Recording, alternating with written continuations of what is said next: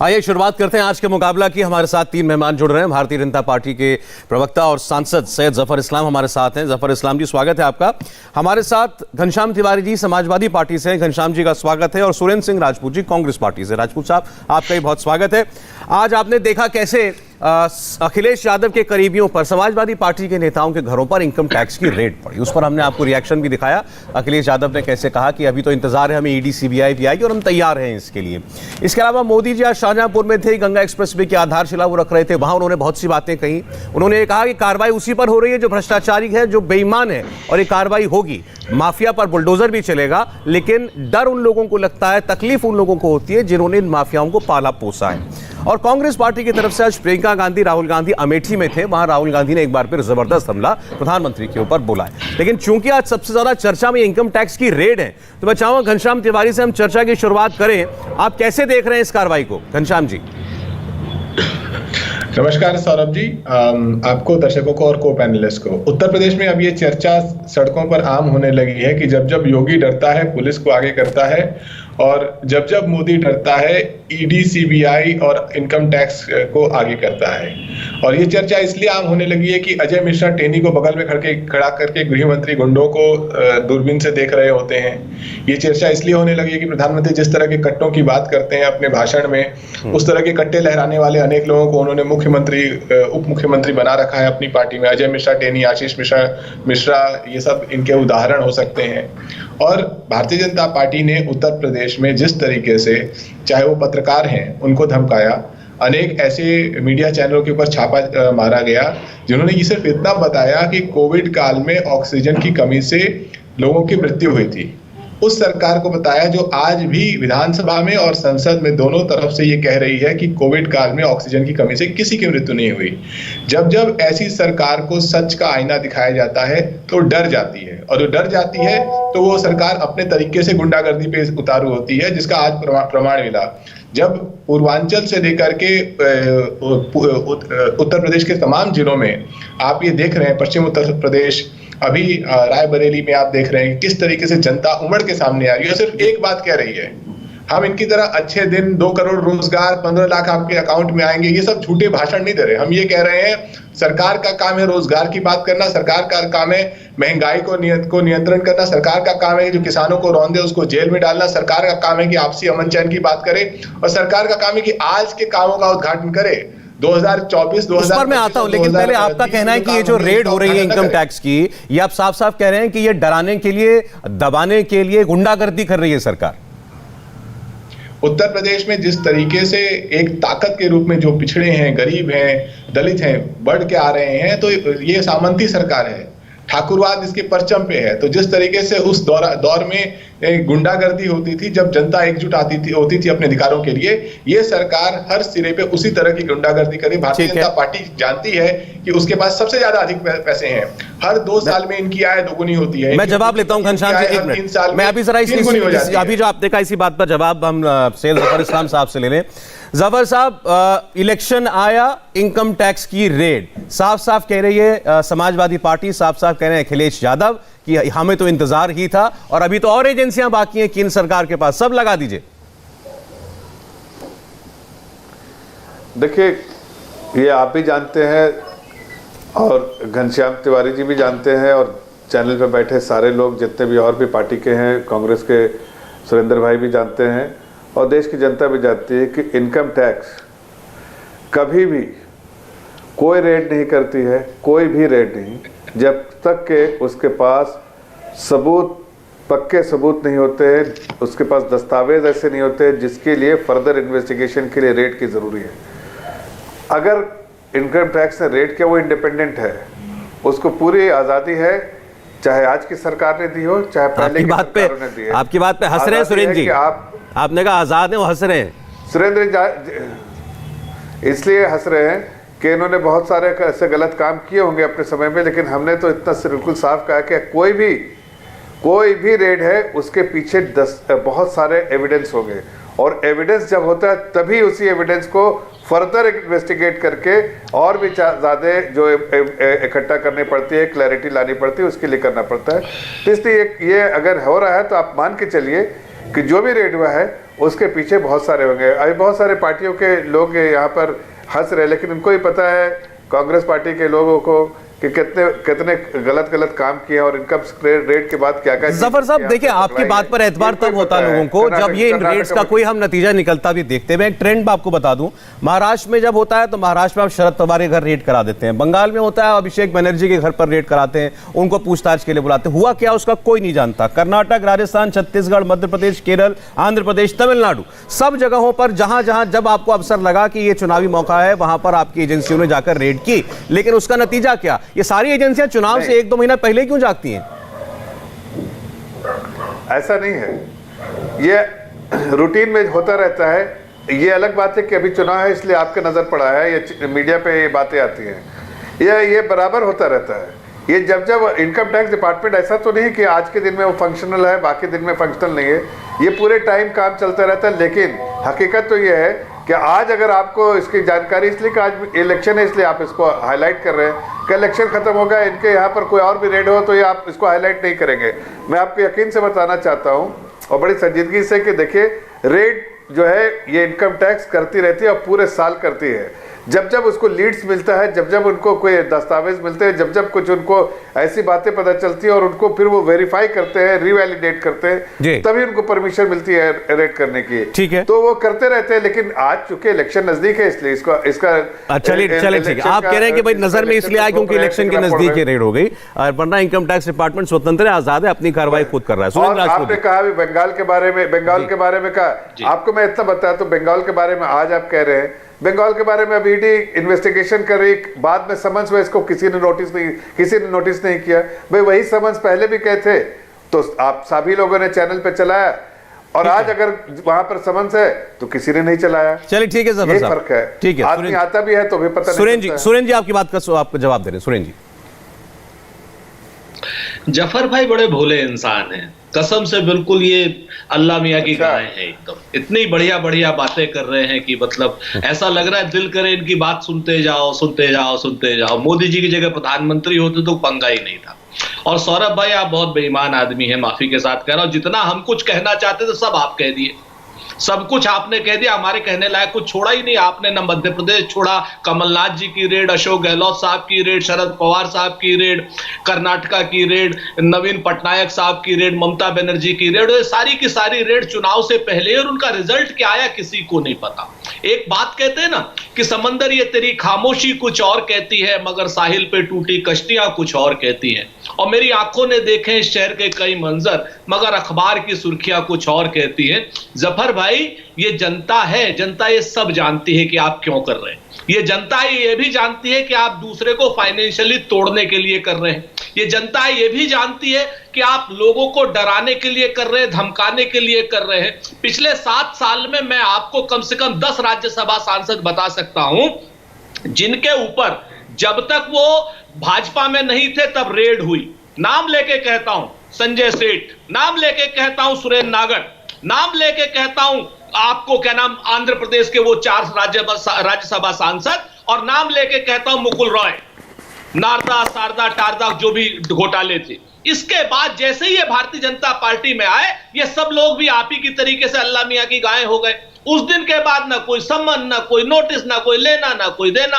तो आप कम से कम आप पढ़े लिखे इंसान है, आप इस तरीके की बातें मत कीजिए। और यकीन मानिए सत्ता परमानेंट किसी की नहीं रहती, और ये सत्ता कल किसी और की आएगी। सुरेन जी ये बात इंटरेस्टिंग इसीलिए है, सुरेन सिंह राजपूत कांग्रेस पार्टी के प्रवक्ता हैं, और जितने नाम ये गिना रहे हैं, ममता बनर्जी हो या बाकी हो, उन सब कहीं ना कहीं इनके राजनीतिक विरोधी हैं। अखिलेश यादव तो हैं, यूपी में चुनाव होने वाला, आप उनके खिलाफ चुनाव लड़ेंगे, लेकिन तब भी आपको लगता है कि रेड्स मोटिवेटेड हैं अखिलेश यादव के करीबियों के खिलाफ? सुरेन सिंह राजपूत सर, मैं आपको बताऊं सौरभ भाई, ये शुद्ध रूप से राजनीतिक रेड है, डराने के लिए है, इनका फाइनेंशियल ट्रांजैक्शंस तोड़ने के लिए है, ताकि और लोग इनको फाइनेंशियली हेल्प करना ना करें।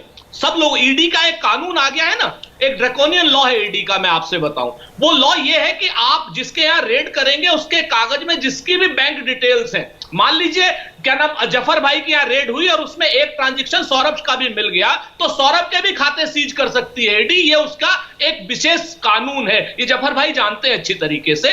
तो आज जो है डराने का काम, जनता नहीं डरने वाली, मैं आपको बहुत साफ बता दूं। चाहे वो अशोक गहलोत के यहां रेड कीजिए तब जनता नहीं डरी, मैं आ रहा हूं जफर साहब, आप ही को जवाब देना है। तब जनता नहीं डरी, तब कमलनाथ के यहां आपने रेड की तब जनता नहीं डरी, स्टालिन के यहां रेड की तब जनता नहीं डरी, और जहां जहां आप एजेंसीज का दुरुपयोग करेंगे, यकीन मानिए आपके मुखालिफ लोग जाएंगे। और ये बहुत और सबसे बड़ी बात मैं आपको सौरभ बताऊं कि ये प्रिडिक्टेड लाइन पे था। हमने तो 1 महीने पहले ट्वीट किया था कि अब इनके पास कुछ नहीं बचा सिवाय सीबीआई के। अच्छा चलिए ठीक है, जवाब देना चाहते हैं वो आपके आरोपों का, जफर इस्लाम साहब। देखिए, बड़े अफसोस के साथ कह रहा हूं, सुरेंद्र भाई जिस तरह की भाषाओं का इस्तेमाल कर रहे हैं, जिस तरह की बातें कह रहे हैं, बड़े अफसोस के साथ कह रहे हैं। 70 साल इन्होंने सरकार में रहे हैं, क्या इन लोगों ने मिसयूज किया है एजेंसीज का? मुझे तो समझ में नहीं आता। क्या ये समझते हैं कि जितने भी बाबू हैं, ऑफिसर्स हैं, जो ब्यूरोक्रेट्स हैं, वो उनके पास कोई दिमाग नहीं है और बिना उस इशारे में चलते हैं, जैसे गाय बोल रहे हैं गाय की तरह इशारे पे चलते हैं? अरे भाई ज़रा सोच समझ के बोलिए। आप स्टेट मशीनरी, सेंटर की मशीनरी चलती है, उसके पास अपने जो कानून के हिसाब से चलती है, लॉ ऑफ द लैंड के हिसाब से चलती है। दूसरी बात मैं बता दूं, अगर आपको क्यों डर लग रहा भाई, अगर आपने कोई काम गलत नहीं किया तो मत डरिए, मत डरिए। क्यों आपको डराने का? अगर आपके फाइनेंशियल ट्रांजैक्शन ऐसे हैं जो लॉ ऑफ लैंड के हिसाब से गलत है तो आपको डर लगेगा। आपने कोई जो कैश में गलत काम किया है, लेना देना किया, तो गलत आपको लगेगा। भाई कोई भी गलत ट्रांजैक्शन करेंगे तभी तो डर लगेगा। अगर आप सही ट्रांजैक्शन करेंगे तो क्यों डर लगेगा? क्योंकि जफर भाई ने इंपॉर्टेंट, क्यों डर लगेगा? मैं तो इतना कह रहा हूं कि देखिए, किसी को, मैं तो सुनिए, मैं कह रहा हूं किसी को किसी से डरना नहीं चाहिए। कानून अपना काम करती है। अगर आप गलत काम किया तो ही डरेंगे, नहीं तो नहीं डरेंगे। अच्छा चलें, ठीक है, आप कह रहे हैं इनको डरने की जरूरत क्या है, कुछ गलत नहीं किया तो क्या प्रॉब्लम है? ठीक है, मैं घनश्याम जी आ रहा हूं, 5 सेकंड मांग रहे हैं, बस 5 सेकंड सुरेंद्र जी, बस उसके बाद घनश्याम जी। जी मैं दो बातें कहता हूं। एक तो मुनव्वर राना का शेर था, कहते हैं कि मैं दहशतगर्द हूं, मरने पे बेटा बोल सकता है और पुलिस की मार के आगे तो मुर्दा बोल सकता है। आपकी सरकार है भाई, लश्कर भी तुम्हारा, सरदार भी तुम्हारा, तुम झूठ को सच लिख दो, अखबार भी तुम्हारा। एक बात, और दूसरी बात मैं आपको बता दूं जफर भाई, 2014 से पहले ये हमने नहीं कहा था कि सीबीआई, इनकम टैक्स, ईडी, आप ही ने कहा था कांग्रेस पार्टी दुरुपयोग करती है, और हमने तो कभी आपके खिलाफ दुरुपयोग किया भी नहीं। सुप्रीम कोर्ट ने कहा था, सुप्रीम कोर्ट ने कहा था, मैं आपको बताऊं, दुरुपयोग कर रहे हैं। राज्यसभा में बहुमत आप सिर्फ सीबीआई, ईडी और इनकम टैक्स के जरिए लाए हैं, और आप चुनाव इनकम टैक्स के जरिए जीतना चाहते हैं। ठीक है सर, घनश्याम से, अच्छा आप घनश्याम जी, जरा घनश्याम जी, क्योंकि रेड तो समाजवादी पार्टी के लोगों पर हो रही है। घनश्याम तिवारी जी वो कह रहे हैं डर काहे का, कुछ गलत नहीं किया तो। देखिए, भारतीय जनता पार्टी में अगर आप सही कर रहे हैं, अपना काम कर रहे हैं समाज के लिए, तो सरकार आपके खिलाफ कुछ न कुछ करेगी ही। सोनू सूद के ऊपर इन्होंने रेड किया, सोनू सूद मदद कर रहे थे। ये लोग क्या कर रहे थे? ट्रेनें रुकवा करके मजदूरों को पैदल चलवा रहे थे और बंगाल में चुनाव प्रचार कर रहे थे और लोगों को बेसहारा छोड़ दिया। उसके बाद संसद में बताते हैं कि हमारे पास स्टेटिस्टिक नहीं है, कितने मजदूर मर गए, जैसे कितने किसान मर गए, स्टेटिस्टिक नहीं है, कितने लोग ऑक्सीजन से मरे, इनको पता ही नहीं।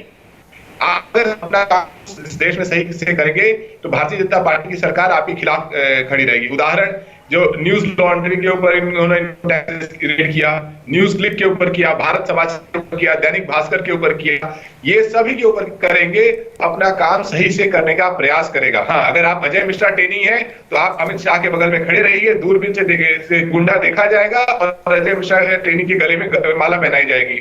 आशीष मिश्रा टेनी के ऊपर जब मुकदमा होगा तो सुप्रीम कोर्ट सवाल पूछेगा तो उत्तर प्रदेश की सरकार के वकील कहेंगे, are you speaking about the young man who is being targeted? ये उत्तर प्रदेश के सरकार के वकील का बयान है, उसके प्रशंसा में, जिसके ऊपर 8 लोगों को चलने का मुकदमा चल रहा है। तो भारतीय जनता पार्टी की सरकार में अंधेर नगरी और मोदी राजा है।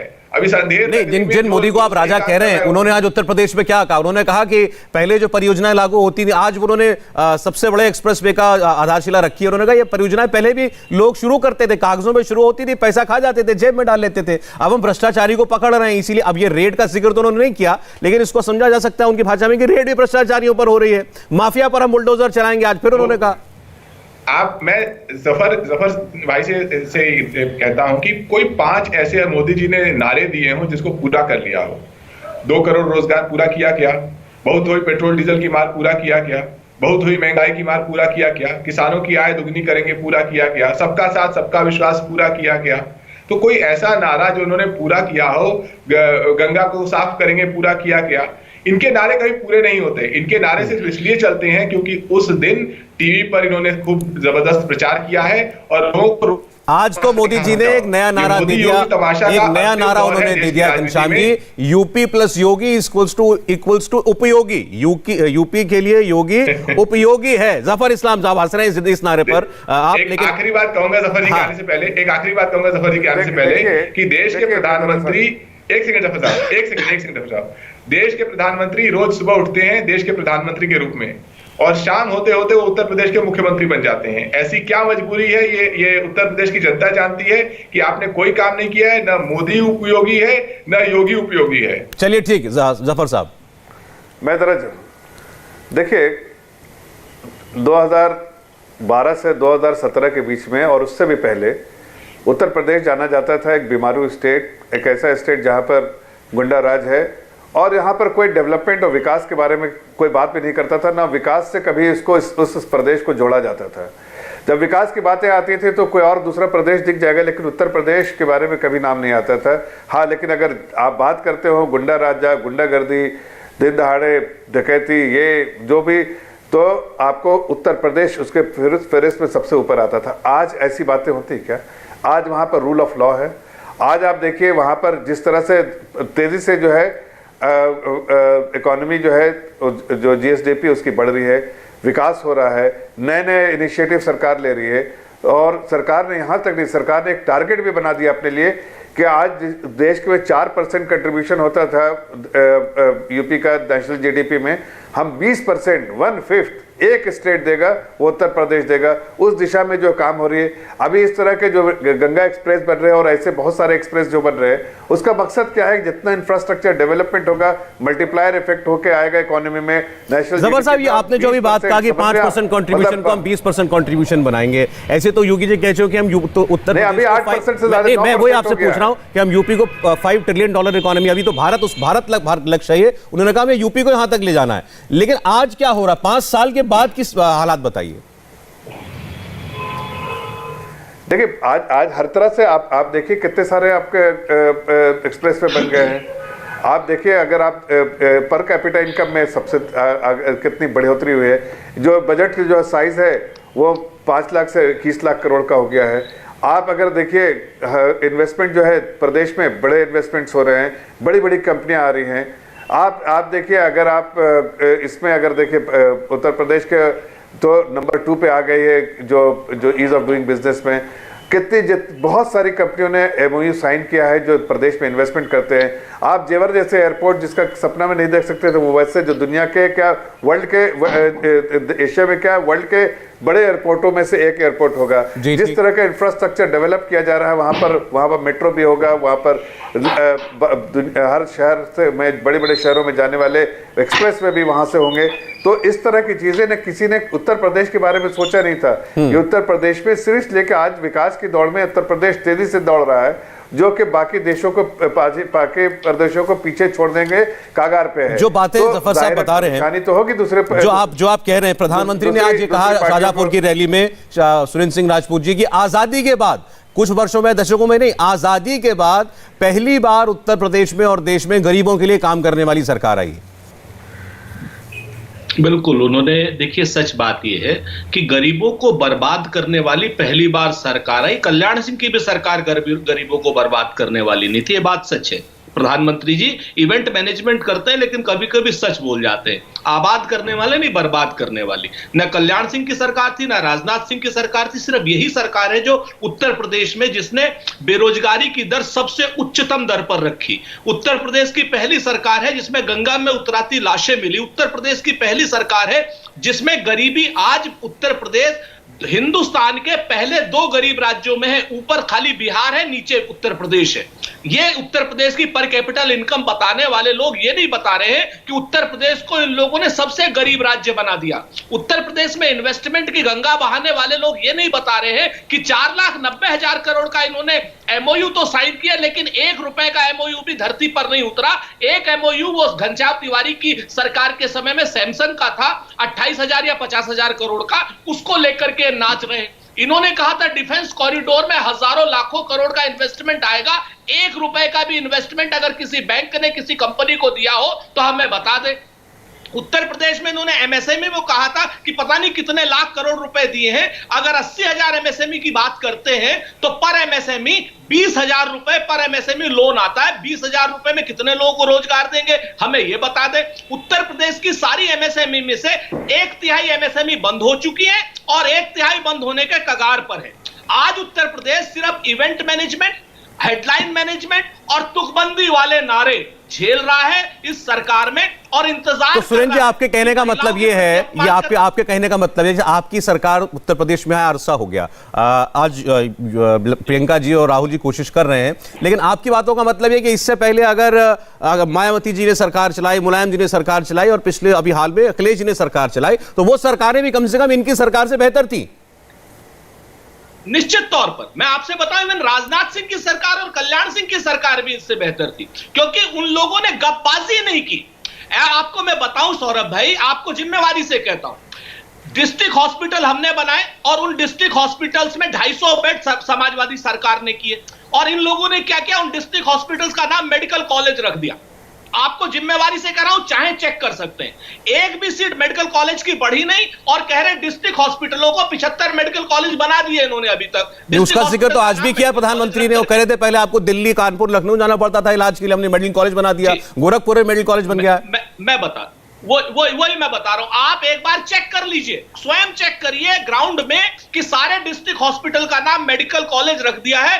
एक फैकल्टी या एक एमसीआई का अप्रूवल आया हो। मैं जवाब, अच्छा एक मिनट, इसमें घनश्याम जी भी जोड़ रहे हैं। इसके बाद जफर साहब, मेरे ख्याल से आप इनको भी सुन लीजिए, फिर उसके बाद आप दोनों का उत्तर दीजिए। घनश्याम जी, देखिए, मैं तो जफर साहब की मदद करना चाहता हूं। मैं आपके दर्शकों से भारतीय जनता पार्टी के लिए वोट मांगना चाहता हूं। मैं कहता हूं कि जब 2017 में आपने इनकी सरकार बनाई थी तो पेट्रोल डीजल 65 रुपए था। अब की बार बनवाएंगे, जो अभी 200 रुपए है, अब की बार बनवा देंगे आप गलती से तो पेट्रोल डीजल 200 रुपए पार हो जाएगा। उस समय सरसों का तेल 100 रुपए से नीचे था, अब की बार बनवा देंगे तो 400 रुपए सरसों तेल की कीमत देनी पड़ेगी। उस समय गैस सिलेंडर 600 रुपए था, अब की बार बनवा देंगे तो 1600 रुपए गैस सिलेंडर का आपको देना पड़ेगा। उस समय आपका बेटा 2 साल से बेरोजगार बैठा होगा, अब की बार बनवा देंगे तो 15 साल आपके बच्चे को बेरोजगार रहना पड़ेगा। अभी तो सिर्फ एग्जाम से पहले पेपर लीक होता है, उसके बाद तो ये लोग भर्तियां निकालना ही बंद कर देंगे। तो अगर आपको अपने बेटे के लिए सुनहरा बेरोजगार भविष्य चाहिए, अपने परिवार को लुटवाना है ताकि पेट्रोल, डीजल, गैस सिलेंडर सबको और सरसों का तेल आपको 2 गुने 3 गुने दामों पे देना पड़े, तो बेशक भारतीय जनता पार्टी को फिर से चुन लीजिए। प्रधानमंत्री के भाषण सुनते रहिए, उनकी गंगा में डुबकी देखते रहिए। लेकिन अगर आप चाहते हैं कि सरकार इन सबके लिए जिम्मेदार है, मोदी जी सबके लिए जिम्मेदार हैं, तो आप इनको उखाड़ फेंकने के लिए तैयार रहिए। घनश्याम जी, मुझे ये बताइए, ठीक है, आज 5 साल से इनकी सरकार है, इनको इनकी जवाब देगी है। महंगाई, मैं आ रहा हूं जफर साहब आपके पास। महंगाई एक मुद्दा है, महंगाई को लेकर के लोग कहते हैं कि वैश्विक मुद्दा है। बहुत कुछ केंद्र सरकार के हाथ में भी है, कुछ उन्होंने किया, बताया जाता है कि तेलों के दाम कुछ कम करने के बाद, लेकिन फिर भी एक इशू है, इससे कोई भी आंख नहीं चुरा सकता। लेकिन जब आप इन पर आरोप लगाते हैं तो आपको जब बेरोजगारी है, मेडिकल कॉलेज बनाए नहीं बनाए, अस्पताल बनाए नहीं बनाए, सड़क बनाए नहीं, उसमें आपको अपना रिकॉर्ड नहीं बताना चाहिए कि हमने 5 साल में ये किया था। आज बेरोजगारी दर आप कहते हैं इनके कार्यकाल में सबसे ऊंची है, तो आपके कार्यकाल में कितने रोजगार दिए गए थे? 2 बातें हैं। देखिए, डॉक्टर मनमोहन सिंह इतना घूम घूम के दिन भर अपना समय प्रचार में व्यर्थ नहीं करते थे। वो देश के लिए काम करते थे, तो उस समय देश की अर्थव्यवस्था अच्छी चलती थी, उनको अर्थशास्त्र का ज्ञान था। अभी अगर मैं जफर भाई से पूछूं कि प्रधानमंत्री की इकोनॉमिक एडवाइजरी काउंसिल में कौन लोग हैं, हमें नहीं पता, आपको नहीं पता, सुरेंद्र भाई को नहीं पता। आप मुझे अखिलेश जी के कार्यकाल का बताइए ना, मैं यूपी की बात कर रहा हूँ, मैं यूपी की बात कर रहा हूँ, मैं दोनों बता रहा हूँ, मैं दोनों बता रहा हूँ। चीफ इकोनॉमिक एडवाइजर कौन है देश के, हमें नहीं पता। जहां पर मोदी सरकार के पास अर्थव्यवस्था के एक्सपर्ट्स नहीं है, योगी सरकार, तो योगी जी को तो लैपटॉप टैबलेट भी चलाना नहीं आता। हमें अपना विजन पता है, हमें ये पता है कि हम अगर काम करेंगे तो युवाओं के हाथ में लैपटॉप देंगे, हम स्कूली शिक्षा के बारे में बात करेंगे, हम ये मोदी योगी तमाशे में लोगों का समय बर्बाद नहीं करेंगे। आज जो मोदी जी हर जगह घूम घूम के प्रधानमंत्री की जगह मुख्यमंत्री देश का पैसा बर्बाद हो रहा है और देश का अवसर बर्बाद हो रहा है। ठीक है, मैंने आपसे आपके कार्यकाल के बारे में पूछा था। बहरहाल जफर इस्लाम साहब, देखिए मैं बता दूं, देखिए इनके पास कुछ बोलने को है ही नहीं। आज अगर पूरी दुनिया में देखे तो भारत का ही नाम होता है। क्या इस तरह से भारत का नाम होता था मनमोहन सिंह जी के तौर पर? नहीं होता था। आज अगर मजबूत इकोनॉमी बन रही है तो आज दुनिया मानती है कि हिंदुस्तान की सबसे मजबूत इकोनॉमी आज के दिन में है। और हर तरह के एनालिस्ट को देख लीजिए, जो हमारे खिलाफ लिखते थे, जो हमारे फेवर में लिखते थे, जो हमारे अगेंस्ट लिखते थे, सबका रिपोर्ट देख लीजिए, स्कैन कर लीजिए और देखिए एक ही चीज लिखेंगे कि बेस्ट। एक मिनट सुन लीजिए, बीच में रुका सुरेंद्र जी, इनके बाद बोल लीजिएगा, सुन लीजिए, सुरेंद्र जी इनके बाद बोल बारे में बात कर लीजिएगा, मेरे अपनी बात खत्म करने दीजिए। नहीं, मुझे अपनी बात खत्म करने दीजिए। सबने आज देश की अर्थव्यवस्था को बेहतरीन अर्थव्यवस्था बताया है और ये भी कहना चाहता हूं कि आगे जो हमारे $5 ट्रिलियन इकोनॉमी की जो बात है, वो भी उस राह पे हम चल रहे हैं कि जिस तरह से जो गति से जो ग्रोथ हो रहा है, अगले 2-3 सालों में जो हमारा लक्ष्य है वो पूरा होगा और हम $5 ट्रिलियन इकोनॉमी में होंगे 2030 में। और 2035 में दुनिया के 3 बड़ी इकोनॉमी में हिंदुस्तान सिर्फ चाइना और यूएसए के पीछे रहेगा, इसलिए कि उसकी नींव आज हमने डाली है। घर बनाने के बाद पूरा घर एक दिन में नहीं दिखता है। ये बेवकूफ लोग इंसान ऐसे सवाल करते हैं कि आज बैठे तो घर बन कैसे गया। अगर हमने घर बनाया तो हमने उसके लिए नींव बनाया तो धीरे धीरे दीवारें खड़ी की और आज मुकम्मल घर दिख रहा है, इसलिए कि देश की अर्थव्यवस्था बेहतर हालत। राहुल गांधी ने आज जफर इस्लाम साहब ये कहा है, मोदी जी के 3 प्रहार, सुन लीजिए, मोदी जी के 3 प्रहार देश के ऊपर। आप बता रहे हैं इकोनॉमी जहां जाएगी, वो कह रहे हैं नोटबंदी, जीएसटी, कोरोना में हुई लोगों को परेशानी और इसके अलावा महंगाई, ये मोदी जी के प्रहार है देश के ऊपर। एक मिनट सुन लीजिए, मैं पहले बात खत्म कर लूं। देखिए, आज एक गरीब आदमी अपने आप को मजबूत महसूस करता है। यह उस वक्त की सरकारें थी जो गरीबों को छोड़ दिया था। आज अगर किसी के पास छत नहीं तो छत देने का काम प्रधानमंत्री कर रहे हैं। आज अगर घर में इलेक्ट्रिसिटी नहीं तो घर घर तक इलेक्ट्रिसिटी पहुंचाने का काम इसी सरकार ने किया, आदरणीय प्रधानमंत्री जी की अगुवाई में। अगर पीने का पानी नहीं तो पीने का पानी घर तक पहुंचाने का काम हमने किया। शौचालय नहीं तो शौचालय देने का काम किया। जनता के बारे में कुछ सरकार ने चिंता की, इसी सरकार ने जनता के बारे में और गरीबों के बारे में चिंता की है। हाँ, हो सकता है कि इनके बड़े बड़े लोगों को हमने इग्नोर किया होगा और इग्नोर कर भी सकते हैं, लेकिन एक आम नागरिक, ठीक है, एक आम नागरिक, गरीब आदमी सशक्त हुआ, ये कह रहे हैं जफर इस्लाम। नागरिक महसूस करता है। ठीक है, अब सुरेंद्र सिंह राजपूत जरा बोलना चाहते हैं। अपने आप को मजबूत महसूस करता है। ठीक है जफर साहब, उनका हाथ दामन में हमने थामा है। सुरेंद्र राजपूत अगर बताइए किसने सोचा था, एक मिनट, किसने सोचा था कि 5 लाख मेडिकल के इंश्योरेंस मिलेगा? किस सरकार ने सोचा था? किसी सरकार को। यहाँ पर ये बुराई कर रहे हैं, दुनिया के हर लोग इसको टेम्पलेट बना के केस स्टडी की तरह पढ़ रहे हैं। अच्छा, चलिए ठीक है, आप जरा सुरेंद्र राजपूत को सुन लीजिए। ठीक है जफर साहब, प्लीज अब सुनिए। राहुल गांधी को क्या समझ में आएगा? राहुल गांधी को करप्शन से क्या? राहुल गांधी को आप सुरेंद्र सिंह राजपूत बोलेंगे, जफर साहब प्लीज सुनिएगा, आएगा वो जरूरी है जी। जफर भाई, आपको तो मालूम है, आप तो इकोनॉमिस्ट हो और इतना आप मतलब थिथरई से झूठ बोल रहे हो, तो हमें तो बड़ा आश्चर्य हो रहा है कि पता नहीं कहां से आपको इंजेक्शन लग गया। 1760 करोड़ रुपए का पहला बजट था हिंदुस्तान का जब हमने आजादी में कांग्रेस ने सरकार बनाई थी, और आज जब हमने बजट छोड़ा था 34 लाख करोड़ का छोड़ा था। और आपने क्या किया, उस बजट में आने के बाद 3 रुपए के डीजल पर 30 रुपए एक्साइज ड्यूटी बढ़ा दी, जो हमारे पास 3 रुपए थी। आपने 25 लाख करोड़ की लूट की, और आप कह रहे हो हमने क्या किया, बैंकों का हमने नेशनलाइजेशन किया, और आप बैंकों को बेच रहे हो, प्राइवेटाइज कर रहे हो। दोबारा से बैंकों को आप कॉर्पोरेट के उसमें दे रहे हो, जिस बैंकिंग इंडस्ट्री के आप हो। अब सुनो, आप बीच में मत बोलो। आपने जो है, सुन लीजिए, मैं जवाब देना चाहता हूं। जफर साहब, इनको बोलने दीजिए, मैं फाइनल कमेंट जफर इस्लाम आपसे ही लूंगा। बैंकों के बारे में बात कर लेते हैं। मैं फाइनल कमेंट आपसे ही लूंगा जफर। सौरभ भाई, अब आप बोले नहीं, ये बड़ी लिस्ट लेके पूरी बात जवाब एक एक करके दीजिए ना, एक एक करके जवाब दे देता हूँ।